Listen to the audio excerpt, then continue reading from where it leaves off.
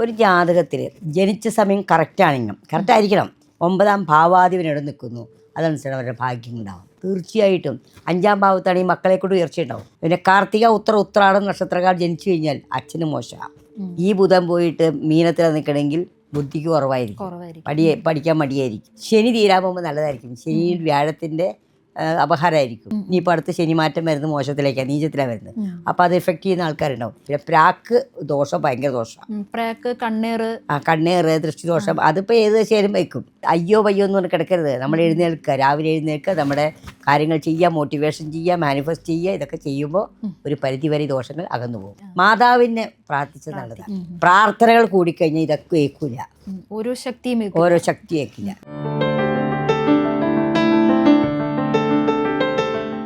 നക്ഷത്രങ്ങളുടെ ഭാഷയും ഗ്രഹങ്ങളുടെ സന്ദേശങ്ങളും ജീവിതത്തിൻ്റെ വഴികളിലേക്ക് വെളിച്ചമേകുന്ന പുണ്യം ബൈ ഇന്ത്യ ലൈവിൻ്റെ ഈ ആത്മീയ ജ്യോതിഷ യാത്രയിലേക്ക് സ്വാഗതം. ഇന്ന് നമ്മളോടൊപ്പം ഉള്ളത് ജ്യോതിഷിയും റേക്കി മാസ്റ്ററുമായ ഡോക്ടർ രാജലക്ഷ്മി അമ്മയാണ്. മാഡം നമസ്കാരം. ഈ ജാതകത്തിൽ നമ്മുടെ ഭാഗ്യവും അതുപോലെ തന്നെ നമുക്ക് ഇപ്പോൾ ഒരു കൂടോത്രം ഏൽക്കാനോ അല്ലെങ്കിൽ ഒരു മോശം സമയം എന്തായാലും നമുക്കറിയാൻ പറ്റും. അതുപോലെ ഇങ്ങനെയുള്ള കാര്യങ്ങളിൽ നമ്മൾക്ക് ഏക്കുമോ ഇല്ലയോ, അല്ലെങ്കിൽ ആ ഒരു സമയത്ത് നമുക്കൊരു പ്രിക്കോഷൻ എടുക്കണോ എന്നൊക്കെ ഉള്ളത് കാണാൻ പറ്റുമോ, അല്ലെ അറിയാൻ പറ്റുമോ? പറ്റും. ഒരു ജാതകത്തിൽ ജനിച്ച സമയം കറക്റ്റായിരിക്കണം. ജനിച്ച സമയം കറക്റ്റാണെങ്കിൽ 9-ാം ഭാവങ്ങളിൽ ഭാഗ്യത്തെ നമ്മൾ ചിന്തിക്കുന്നത്. 9-ാം ഭാവത്ത് നിൽക്കുന്ന ഗ്രഹം ഏതാണോ, 9-ാം ഭാവാധിപനിടെ നിൽക്കുന്നു, അതനുസരിച്ച് അവരുടെ ഭാഗ്യം ഉണ്ടാവും. ചിലപ്പോൾ ആൾക്ക് വലിയ പഠിപ്പുണ്ടാവില്ല, വലിയ കാര്യമൊന്നും ഉണ്ടാവില്ലായിരിക്കും, പക്ഷേ ഭയങ്കര ഭാഗ്യമായിരിക്കും. ആഫ്റ്റർ മാരേജ് അവർ ഭയങ്കര ഭാഗ്യമായിരിക്കും. അപ്പോൾ അവരുടെ ഭാഗ്യത്തിൽ 7-ാം ഭാവം എന്ന് പറയുമ്പോൾ ഭർത്താവ്, വിവാഹം, ആ ഭാവത്ത് നിൽക്കുന്ന നല്ല ഗ്രഹമായിരിക്കും. ഒരു സ്ത്രീയുടെ 7-ാം ഭാവത്ത് ശുക്രൻ നിൽക്കുക. ഇപ്പം മേടലഗ്നക്കാരി 7-ാം ഭാവത്ത് ശുക്രൻ ഉച്ചത്തിൽ നിൽക്കുകയാണെങ്കിൽ, ഉച്ചത്തിലാണ് ശുക്രൻ നിൽക്കുന്നത്, നിൽക്കുകയാണെങ്കിൽ തീർച്ചയായിട്ടും വിവാഹശേഷം ഉയർച്ചയായിരിക്കും ഉണ്ടാവുന്നത്. വിദ്യാഭ്യാസമോ മാനദണ്ഡങ്ങളൊന്നും വേണ്ട, രാജ്ഞിയായിട്ട് ജീവിക്കും. അതാണ് നമ്മൾ ഓരോ ഭാഗ്യം. പിന്നെ ഈ പഞ്ചമഹാപുരുഷ യോഗം എന്നൊക്കെ പറയുന്നത് 7-ാം ഭാവം അല്ല, അത് പല രീതിയിലാണ്. പഞ്ചമഹാപുരുഷ യോഗം എന്ന് പറയാം കേസരി യോഗം. ചന്ദ്രകേന്ദ്രത്തിലോ ചന്ദ്രനോട് കൂടിയോ വ്യാഴകേന്ദ്രത്തിൽ ചന്ദ്രൻ നിൽക്കുകയോ ചന്ദ്രനോട് കൂടി വ്യാഴം നിൽക്കുകയോ ചെയ്താൽ കേസരി യോഗം എന്ന് പറയും. വ്യാഴവും ചന്ദ്രനും ഒന്നിച്ച് നിൽക്കുകയാണെങ്കിൽ ഗജകോസരി യോഗം എന്ന് പറയും. അതിപ്പം വ്യാഴത്തിൻ്റെ ഉച്ചരാശിയും, ഇപ്പം ഒരു ആൾ ജനിച്ചു, ആയില്യം നക്ഷത്രമാണ് ജനിച്ചു, വ്യാഴം അവിടത്തെ ഉച്ചത്തിൽ നിൽക്കാതെ ഇരിക്കാം, അപ്പോൾ അവർക്ക് കേസരി യോഗം ഉണ്ട്. അത് ഏത് ഭാഗത്താന്ന് നോക്കണം. അത് ഇപ്പം 3-ലൊക്കെ ആണെങ്കിൽ വലിയ ഗുണമുണ്ടാവില്ല. 3-ൽ വ്യാഴത്തിന് ഫലമില്ല. 5, 9 5, 7, 9 ഈ ഭാവങ്ങളിൽ വ്യാഴം നിൽക്കുകയാണെങ്കിൽ തീർച്ചയായിട്ടും 5-ാം ഭാവത്താണ് ഈ മക്കളെ കൊണ്ട് ഉയർച്ചയുണ്ടാവും. 7-ാം ഭാവത്തിനും ഭർത്താവിനെ കൊണ്ട് ഉയർച്ചയുണ്ടാവും. 9-ാം ഭാവത്തിനും സ്വന്തമായിട്ട് ഉയർച്ചയുണ്ടാവും. കർമ്മത്തിൽ 10-ലാണെങ്കിലോ നല്ല ജോലി, നല്ല കാര്യങ്ങൾ ഒക്കെ ഉണ്ടാവും. അതുപോലെ ചില സമയത്ത് കേട്ടിട്ടുണ്ട്, എൻ്റെ കുട്ടി ജനിച്ചതിന് ശേഷം എൻ്റെ ജീവിതത്തിൽ വെച്ചടി കയറ്റമായിരുന്നു എന്നൊക്കെ ഉണ്ട്. അതായത് ഒരു വ്യക്തി മറ്റൊരു വ്യക്തിനെ സ്വാധീനിക്കുന്ന രീതിയിൽ ഉണ്ടാവും. ഇപ്പോൾ ചന്ദ്രനോട് കേസരി യോഗത്തിലാണ് ഒരു കുട്ടി ജനിക്കണമെന്ന് വിചാരിക്കുക. ആ ചന്ദ്രൻ വ്യാഴം എവിടെ നിന്നാലും ആ അമ്മയ്ക്ക് നല്ലതായിരിക്കും, ഐശ്വര്യമായിരിക്കും. പിന്നെ കാർത്തിക ഉത്രാടം നക്ഷത്രക്കാർ ജനിച്ചു കഴിഞ്ഞാൽ അച്ഛന് മോശമാണ്. അത് ഏത് മാസത്തിൽ, പ്രത്യേകിച്ച് തുലാമാസത്തിൽ ജനിക്കുകയാണെങ്കിൽ പറയാൻ വേണ്ട. തുലാമാസത്തിൽ എന്ന് പറയുമ്പോൾ ആദ്യത്തിന് നീചാവസ്ഥയാണ്. തുലാമാസം 10-നുള്ളിൽ ജനിക്കുകയാണ്, കാർത്തിക ഉത്രാടം നക്ഷത്രമൊക്കെ ആണെങ്കിൽ അച്ഛനെ കൊണ്ട് ഗുണ കുട്ടിക്ക് കുറവായിരിക്കും സ്വാഭാവികമായിട്ടും. കണ്ടിട്ടുണ്ട് അങ്ങനെ. അത് പൂരാടവും പൂയത്തിനൊന്നും അല്ല, അതിലും പ്രധാനമാണിത്.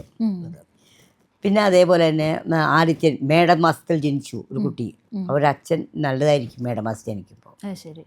കാരണം മേടമാസത്തിൽ ചന്ദ്രൻ ആദ്യത്തിന് ഉച്ചത്തിലാണ്, അച്ഛൻ നല്ലതായിരിക്കും. മേടത്തെ ആദ്യത്തിന് ഉച്ചമാണല്ലോ.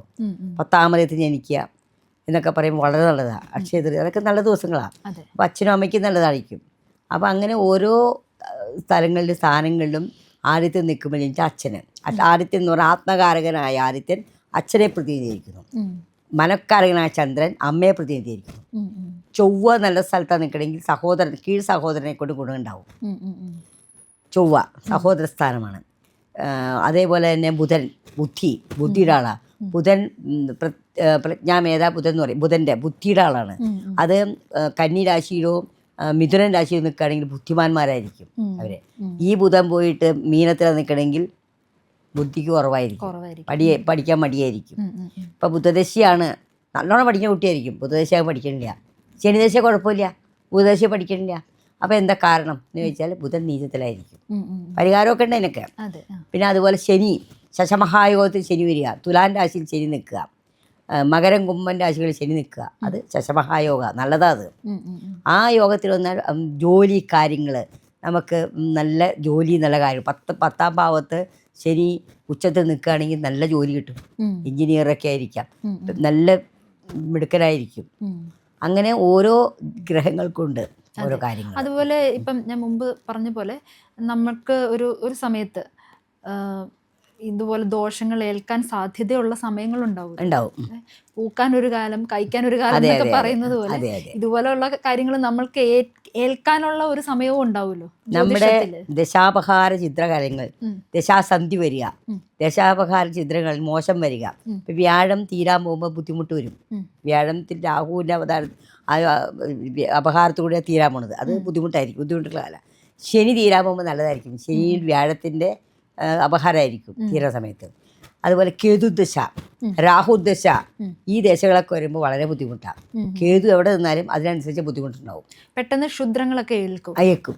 രാഹുദശയിലും അതെ, രാഹുദശയിൽ അതുപോലെ തന്നെ രാഹുപ്രീതികര കാര്യങ്ങൾ ചെയ്യണം. കേതുദശ, രാഹുദശ, ശനി മോശമായ രീതിയിൽ വരിക, കണ്ടകശനി, 7 ശനി ഇതൊക്കെ വരിക. ഇനിയിപ്പോൾ അടുത്ത ശനി മാറ്റം വരുന്നത് മോശത്തിലേക്കാണ്, നീചത്തിലാണ് വരുന്നത്. അപ്പോൾ അത് എഫക്റ്റ് ചെയ്യുന്ന ആൾക്കാരുണ്ടാവും. അപ്പം ഇങ്ങനെയൊക്കെ വന്നു കഴിയുമ്പോൾ ആ സമയത്ത് ആളെന്ത് പ്രാവിയാലും, പിന്നെ പ്രാക്ക് ദോഷം ഭയങ്കര ദോഷമാണ്. പ്രാക്ക്, കണ്ണേറ്, ദൃഷ്ടിദോഷം, അതിപ്പോൾ ഏത് ദശയിലും വയ്ക്കും. അത് തന്നെ ഈ ചെയ്ത്തു ദോഷങ്ങളൊക്കെ ചെയ്യാൻ തോന്നുന്നവർക്ക് നമുക്കെതിരെ, കാരണം നമ്മുടെ സമയം മോശമാകുമ്പോൾ നമുക്കെതിരെ അവർക്ക് ഉപദ്രവം ചെയ്യാൻ തോന്നും. ബലഹീനനായിരിക്കുന്ന ഒരാളെ അടിക്കാൻ എളുപ്പമല്ലേ. അപ്പം ബലഹീനനാവുമ്പോൾ മറ്റുള്ള ശക്തികൾ ഏൽക്കും നമുക്ക്. അപ്പൊ അങ്ങനെയുള്ള ഒരു ജാതകത്തിൽ അങ്ങനെ ഒരു സമയമുള്ളയാള് എന്തൊക്കെ പ്രിക്കോഷനാണ് എടുക്കേണ്ടത്? ദൈവാധീനം കൂട്ടുക, പ്രാർത്ഥനകൾ കൂട്ടുക, ക്ഷേത്ര ദർശനങ്ങൾ നടത്തുക, പുണ്യക്ഷേത്രങ്ങൾ പോവുക. പ്രാർത്ഥനയാണ് ഏറ്റവും വലുത്. നല്ല കാര്യങ്ങൾ ചെയ്യുക, സാധുക്കളെ സഹായിക്കുക, അന്നദാനങ്ങൾ കൊടുക്കുക. വലിയ സദ്യ കൊടുക്കുകയല്ല, ഒരു നേരം ഭക്ഷണം കിട്ടാൻ മതി ചെയ്യുക. വസ്ത്രങ്ങൾ ദാനം ചെയ്യുക, ഉടുക്കാൻ വസ്ത്രമില്ലാത്തവർക്ക് വസ്ത്രം കൊടുക്കുക. ഇങ്ങനെയൊക്കെ ചെയ്യുക. പിന്നെ സഹായങ്ങൾ ചെയ്യുക. ഈ പക്ഷികൾക്കും കൊടുക്കും. കാക്കയ്ക്ക് ഭക്ഷണം കൊടുക്കുക, പ്രാവുകൾക്ക് ഭക്ഷണം കൊടുക്കുക. ഇപ്പം അരിയും ഇതൊക്കെ ഇടയിൽ കുറച്ചിട്ട് കൊടുക്കുക. പിന്നെ അതുപോലെ തന്നെ ഈ പഞ്ചസാര അരിയും കൂടി ചേർത്തൊക്കെ കൊടുത്തത് നല്ലതാണ്. ഉറുമ്പുകൾക്ക് ഭക്ഷണം കൊടുക്കുക. ബ്രാഹ്മിൻസ് കണ്ടിട്ടില്ലേ, കോലം വരയ്ക്കും മുറ്റത്ത്, അതിനാ ഉറുമ്പിനുള്ള തീറ്റയാണത്, നല്ലതാണ്. അങ്ങനെയുള്ള അന്നദാനങ്ങൾ, ജലം വെച്ച് കൊടുക്കുക പക്ഷികൾക്കൊക്കെ. ഇപ്പോൾ വെള്ളം കുടിക്കാൻ ഈ വേനൽക്കാലമൊക്കെ ബുദ്ധിമുട്ടല്ലേ, അപ്പോൾ ടെറസിന്മേൽ പാത്രത്തിൽ വെള്ളം വെച്ച് കൊടുക്കുക. ഇങ്ങനെയൊക്കെ ചെയ്തു കഴിഞ്ഞാൽ ആ ദോഷത്തിന് ഒരു ശമനം ഉണ്ടാവും. അതായത് പുണ്യപ്രവൃത്തികൾ ചെയ്യാം, ഒരു പരിധിവരെ ഏൽക്കാതിരിക്കുക. പിന്നെ ക്ഷേത്രങ്ങളിൽ വഴിപാട് കഴിക്കാം, പള്ളികളിൽ പോവുക, നേർച്ച ചെയ്യാം, എങ്ങനെ വേണമെങ്കിലും ചെയ്യാം. നമ്മൾ എപ്പോഴും പോസിറ്റീവായിരിക്കുക. നമുക്ക് ഇന്ന് സമയമാണ്, അയ്യോ എന്ന് പറഞ്ഞ് കിടക്കരുത്. നമ്മൾ എഴുന്നേൽക്കുക, രാവിലെ എഴുന്നേൽക്കുക, നമ്മുടെ കാര്യങ്ങൾ ചെയ്യുക, മോട്ടിവേഷൻ ചെയ്യുക, മാനിഫെസ്റ്റ് ചെയ്യുക. ഇതൊക്കെ ചെയ്യുമ്പോൾ ഒരു പരിധിവരെ ദോഷങ്ങൾ അകന്നു പോകും. കാലങ്ങൾ എന്തോ ആയിക്കോട്ടെ, ദശകൾ എന്തോ ആയിക്കോട്ടെ, ദൈവത്തെ അഭയം പ്രാപിച്ചാൽ ഒരു ദോഷം ഉണ്ടാവില്ല.